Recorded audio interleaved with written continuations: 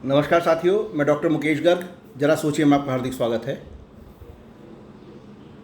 आज SIR यानी special intensive revision of electorals के ऊपर जो सुप्रीम कोर्ट के अंदर विभिन्न याचिकाएं डली हुई थी बिहार चुनाव के बाद से, जिसमें पश्चिम बंगाल की मुख्यमंत्री ममता बनर्जी की भी कई याचिकाएं शामिल थी, उस पर आज सुप्रीम कोर्ट का अपना फाइनल फैसला आ गया और सुप्रीम कोर्ट ने इस SIR प्रक्रिया के अंदर कोई भी किसी तरीके की खामी निकालने से इनकार कर दिया और उसको ये बताया कि इलेक्शन कमीशन का, ये भारतीय निर्वाचन आयोग का जो है, ये एक अच्छा कदम है जिससे वो इल फिल्टर्ड जो नामावली है उसको ठीक करने का प्रयास करते हैं। ये SIR की प्रक्रिया बिल्कुल ट्रांसपेरेंट और बहुत सही है। इस पर किसी तरीके का कोई भी आरोप नहीं लगाया जा सकता। सुप्रीम कोर्ट के इस वर्डिक्ट के आने के बाद जैसे देश के पूरे विपक्ष को साफ सूंघ गया। ममता बनर्जी जो SIR को लेकर बंगाल के अंदर बड़ी मुखर हो रही थी और अब भी इस चुनाव के बाद भी वो लगातार ये कह रही हैं कि SIR का परिणाम सुप्रीम कोर्ट से निर्णय आ जाने दो और हम भाजपा सरकार को देखेंगे। इस तरीके की बातें वो जो कर रही थी उस पर एकदम से पूर्ण विराम लग गया, क्योंकि सुप्रीम कोर्ट ने SIR के अंदर कोई भी खामी नहीं निकाली है। साथियों, इस निर्णय के साथ साथ मैं आपसे बात आज पश्चिम बंगाल के बारे में ही करना चाह रहा हूँ, जहाँ पर 107 वर्ष बाद इतना बड़ा परिवर्तन आया है कि शुभेंदु सरकार ने वहाँ पर जो नमाज ईद पर अदा की जाती थी, वो सड़कों पर अदा की जाती थी, उसको रोक दिया है। यानी कल जो कलकत्ता की सबसे प्रमुख रेड रोड है उस पर ईद की नमाज नहीं होगी और उसके लिए सरकार ने अपनी पूरी व्यवस्था कर दी है। पास में कोई मैदान है खाली, उसको दे दिया है कि आप यहाँ कर सकते हैं नमाज, लेकिन सड़कों के ऊपर नमाज कहीं भी पूरे कलकत्ता के अंदर नहीं पढ़ी जाएगी, पूरे पश्चिम बंगाल में कहीं नहीं पढ़ी जाएगी। इस निर्णय के आने का मतलब है कि पश्चिम बंगाल के अंदर एक बदलाव आ रहा है।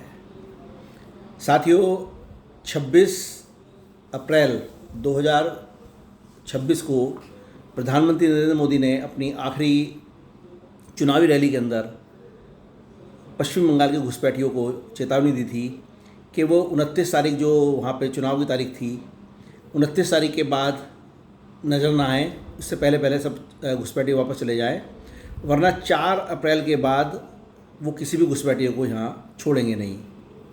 और शायद उनकी भागा पे उस समय माँ सरस्वती का वास था।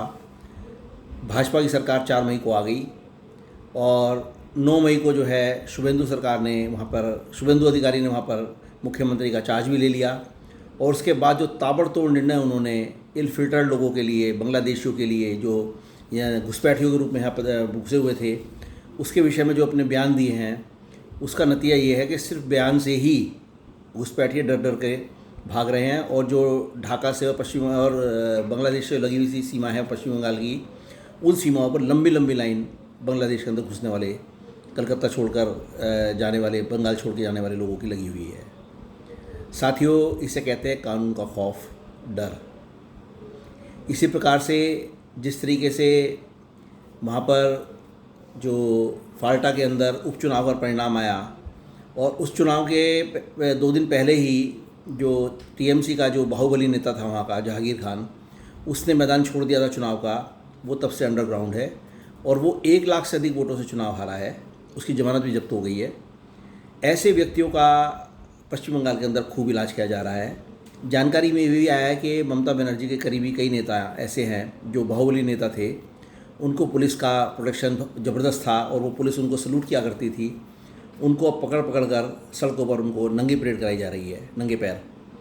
ऐसा करके पश्चिम बंगाल सरकार के अंदर शुभेंदु अधिकारी उत्तर प्रदेश में योगी सरकार की जो है छवि को उत्कृष्ट कर रहे हैं, क्योंकि उत्तर प्रदेश में जब योगी आदित्यनाथ जी ने 2017 के अंदर चार्ज लिया था उत्तर प्रदेश का, उस समय यहाँ की हालत भी बहुत ख़राब थी, माफियाओं का राज था, गुंडा राज था।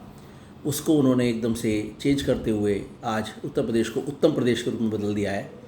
और ऐसा मेरा मानना है कि आने वाले समय में पश्चिम बंगाल को शुभेंदु अधिकारी ऐसे ही एक उत्तम पश्चिम बंगाल के अंदर बदल देंगे और जिस तरीके से वहाँ डबल इंजन की सरकार यानी केंद्र सरकार भी भाजपा की है और अब राज्य सरकार भी भाजपा की हो गई है, आने वाले समय में पश्चिम बंगाल को क्या क्या मिलेगा इसकी कल्पना वहाँ के नागरिकों को शायद नहीं होगी।